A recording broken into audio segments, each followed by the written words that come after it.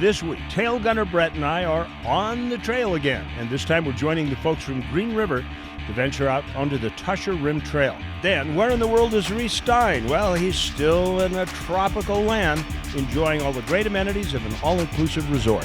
Finally, we're taking an in-depth look at the Youth and Junior World Championship Biathlon, which is a great international competition that takes place at the world-class Soldier Hollow Resort. It's all headed your way right now. At Your Leisure is next.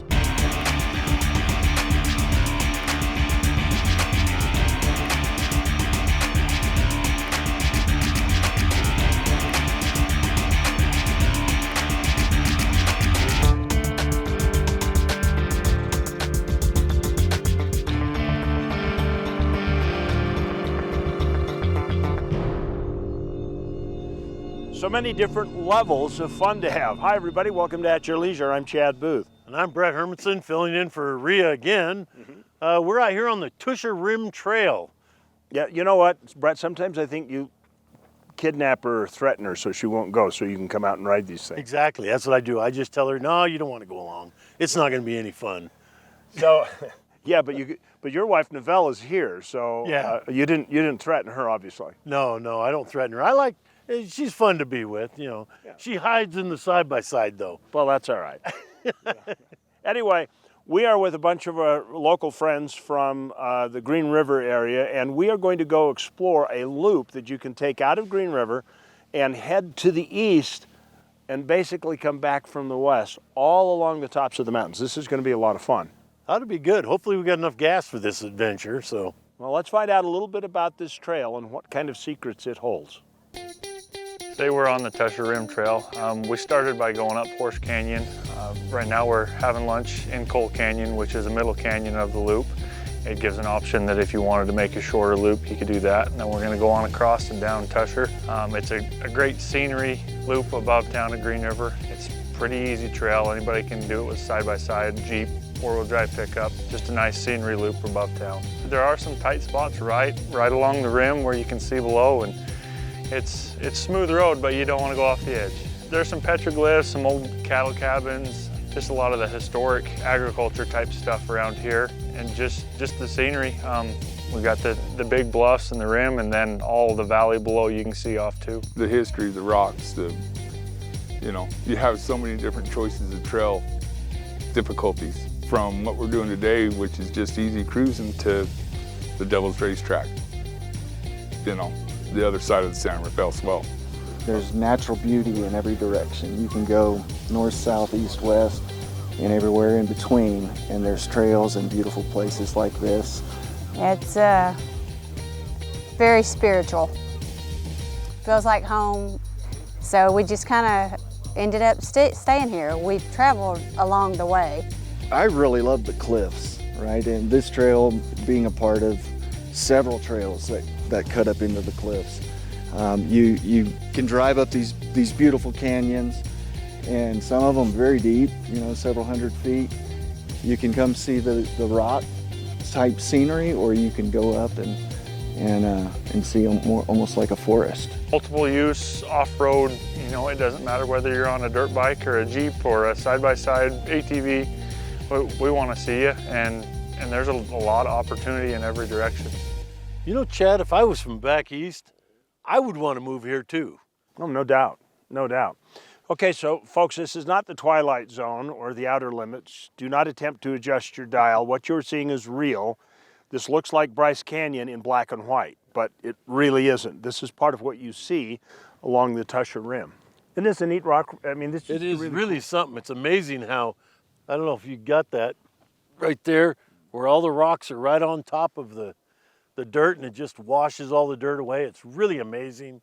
It's a neat windy trail up through here. You just go right along the rim. This is really cool.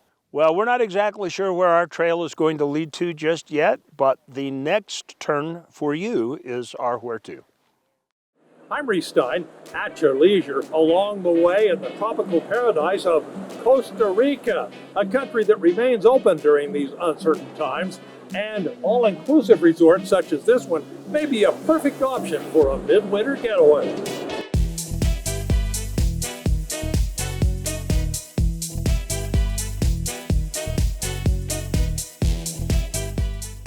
As the name implies, an all-inclusive resort's one price includes most everything from deluxe rooms, a variety of restaurants, immediate room service, and lots of sun and fun. It's a wonderful resort. The rooms are great, the people are great, the food's great. It looks like it has a wonderful golf course. We haven't played that yet, but we plan to.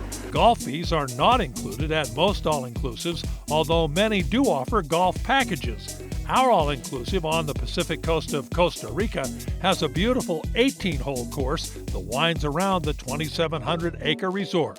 I love it. It has everything you could want. Unfortunately, the food is fabulous because I've been eating too much, and the pool is wonderful. It's a big lagoon pool, and you just float around and go to the pool bar. In fact, this resort has two big pools, one for adults and another for families. And yes, the swim-up bar at the family pool does include non-potent potables. Has a beach, haven't been in the water yet, but they have kayaking and paddle boards. They have bicycles. Kayaking on the ocean is a bit more challenging than paddling around the lakes in the Uintas. All beaches in Costa Rica are by law public. No one can claim ownership of the first 150 feet of sand above high tide. Since the all-inclusive borders the beach, we have guaranteed access to the water. The resort also has paddle boards. And if you're up for more speed, jet skis are available for rent, and concessionaires even offer jet ski tours. Our room's beautiful. We love it. It has air conditioning, which is nice. And I just don't have any complaints. Yeah, king-size beds, huge shower, coffee service. Each room has a small patio porch. The cabanas are nestled among the palms and shrubs of the tropics. Ours was a bit of a walk to the beach and restaurants, but there's always the shuttle, one passing by every few minutes, with drivers eager to get us out to our next meal. I love the all-inclusive. The staff is amazing, and we had room service, and they are right there, right when you need them. The resort office hooks us up with inland tours to rainforests and a seemingly oxymoronically named tropical dry forest. Over a quarter of Costa Rica is set aside as protected landscape. In Tenorio Volcano National Park, the 3+ mile hike to Celestial Waterfall is a tourist favorite. Our guide points out the enormous variety of vegetation and birds along the way. The trail leads to spectacular Celeste Waterfall, plunging 98 feet into a pool of bright blue water, a striking contrast and true diamond in the wilderness. A steep paved stairway winds down to the pool. Costa Rica is open during these difficult times, and for us an all-inclusive is a great midwinter getaway. It's been wonderful, and I really don't want to go home. Reece Stein at your leisure with this week's Where To adventure at an all-inclusive resort in Costa Rica.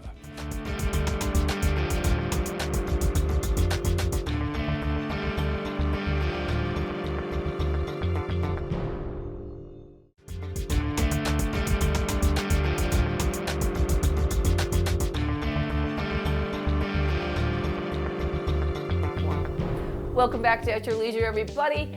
Today we're in the kitchen. So we are making sloppy joes, and we're using Yardley premium beef as always because it is organic, pure, and delish. This is a great dish to feed a lot of people with very inexpensive ingredients.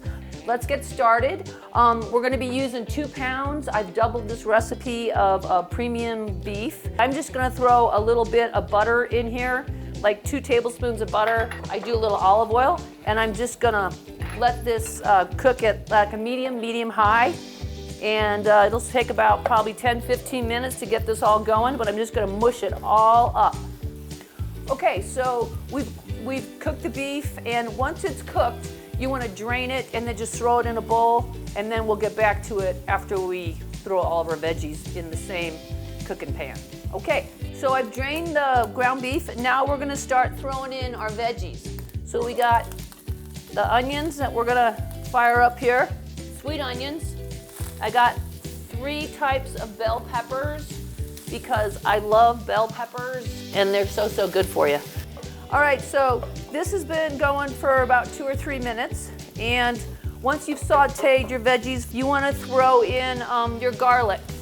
So we're gonna just saute that for about 30 seconds, not too long because you don't want to burn the garlic because that'll get all funky.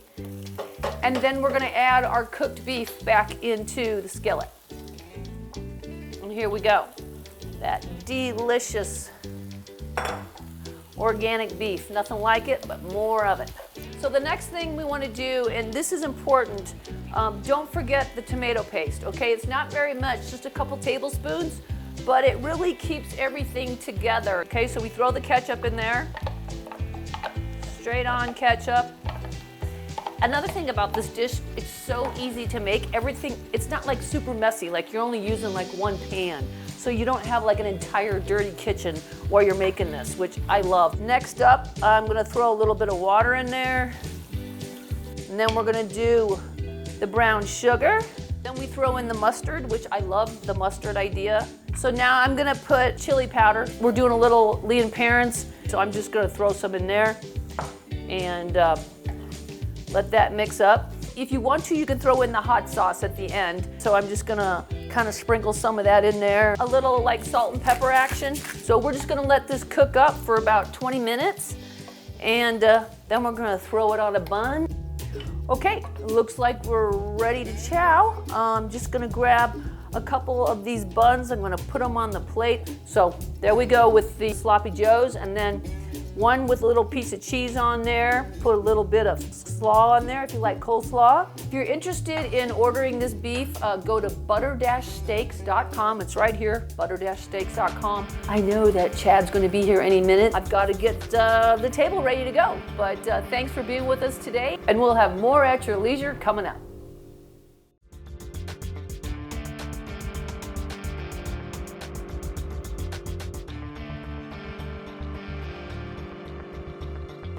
Welcome back to At Your Leisure. We're out here on the Tushar Rim Trail. We found a cabin for Chad and Rhea to retire in, if she'll go for it.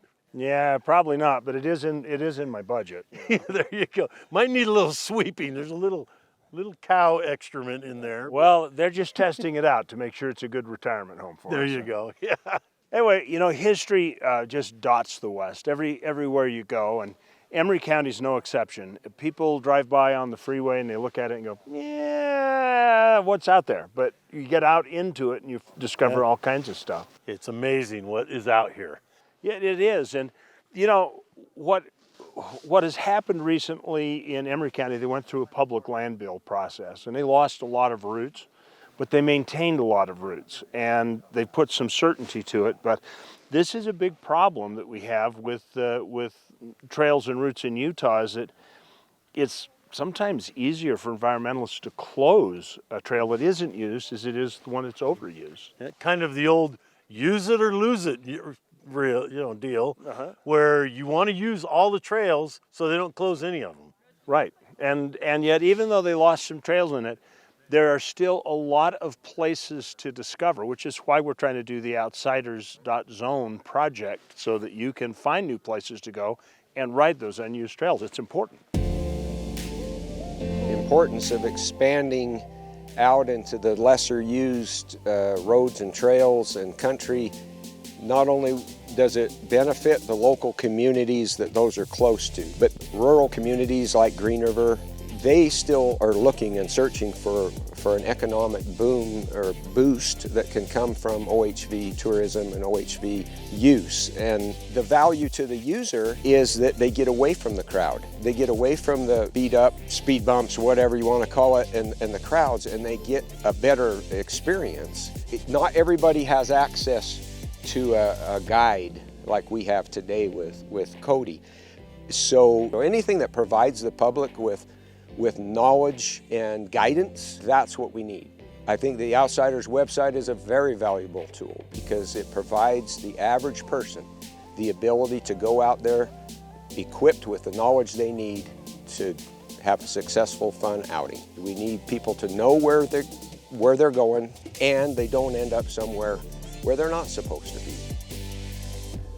Well, if you'd like to explore some of those less traveled roads and do your part for land access by getting out and exploring new places, you can find out by going to the outsiders.zone, www.outsiders.zone.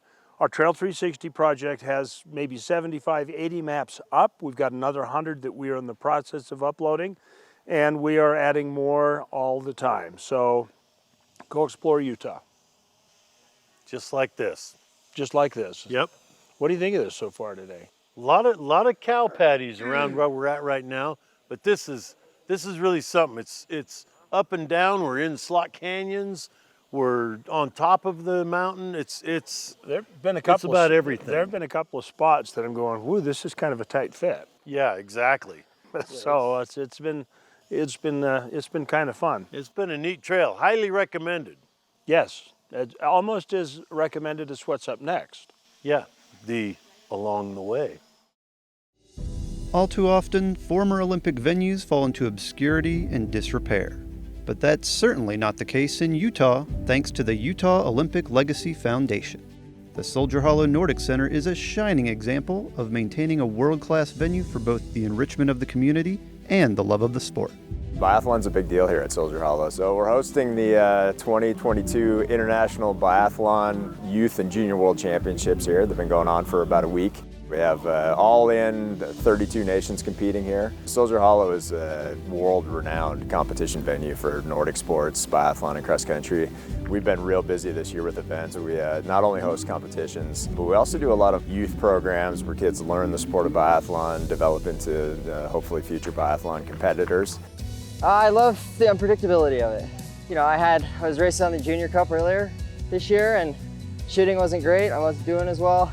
And I came here, shooting got better, and all of a sudden I'm doing much better. So, you know, the shooting makes things interesting. The biathletes shoot a 22 high precision rifle. They take two different kinds of shots, one standing, one prone, different size targets. All of the athletes here have their customized rifles. Overseen by the International Biathlon Union, this Youth and Junior World Championship is a stepping stone for future Olympians. Because of its global nature, there are many parents who can't be here to cheer on their kids, but those who are present encourage every competitor to do their very best. I'm here watching my daughter compete. She's competing for the U.S. team. She's a youth biathlete, so under 19. I'm watching every day that she competes, and then I was volunteering the days that she was not. The trails are challenging, lots of hills, steep hills, but it's a great venue. It's a great place to watch because you can see like the whole course, so it's a great place. While we're doing this World Championship event, we have a lot of really good skiing out here for the public.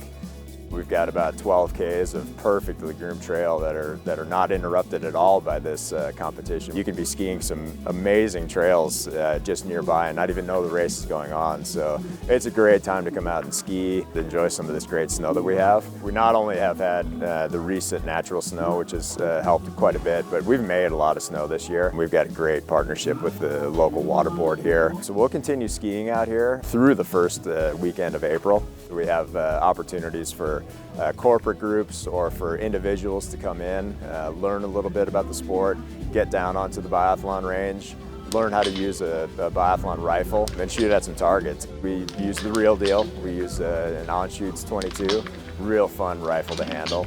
Actually goes all winter and summer. We do it in the summer as well. But that's not all that happens in the summertime.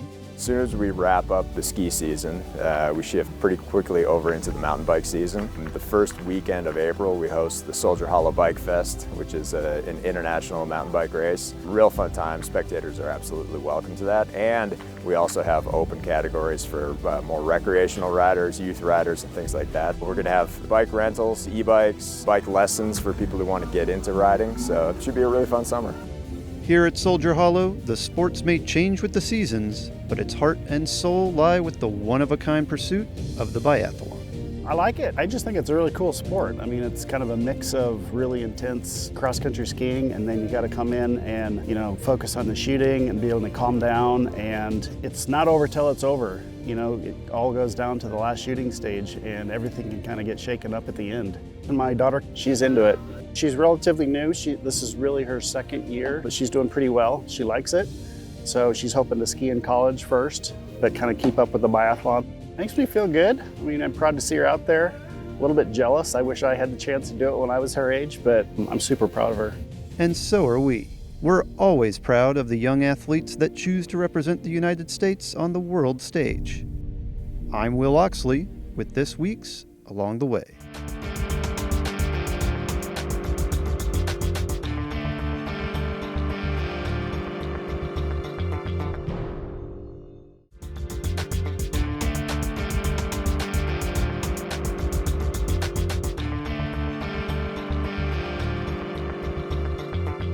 Comes the rest of the group. Yeah, and we're leading up the rear. You weren't tail gunning. No, I wasn't tail gunning today. Welcome back to At Your Leisure. We're making our way down off of the Tushar Rim Trail, headed towards the river and back to the city of Green River. So we've had a lot of fun today. Yeah, it's been great. We've avoided the rain for the most part. For the most part. It's a little sketchy in front of us, so yeah, we may skip the river just in case. But Yeah. While we work our way down there, I think we should just get right to business and talk about next week's show. Next week, Scott and Tanya are showing off what's under the hood as they take us behind the scenes of the 2022 Salt Lake Autorama. Then, we're packing up and heading back out on the trail, and this time, the compass points to Blanding as we explore the history and beauty of Arch Canyon. Finally, the AYL crew takes a trip to South Africa to see how the folks at the African Insight Academy are exposing visitors to the realities of local conservation, as well as some incredible wildlife viewing opportunities. Now, let's take a look at our contest winner. This week's contest winner was submitted to us on Facebook by Terry Blocker, and it looks like even in the winter, he can find a great place to ride. Looks like he's the lucky winner of a $400 gift certificate to Rifab. Rifab offers the best custom metal fabrication for your rig. Visit rifab.com for more information, and congratulations, Terry. Be sure to call us on Monday at 801-947-8888 to claim your prize. Well, that's all the time we have for the show this week. It's been a great time. These are great folks in Green River. You need to come here and explore. But we're not going to make it to the river without the rain. We got to get going. Yeah, it's getting bad. It is. So just remember, there's adventure around every bend. You just got to get out there and find it at your leisure. Okay, everybody, run for cover. Get out of here.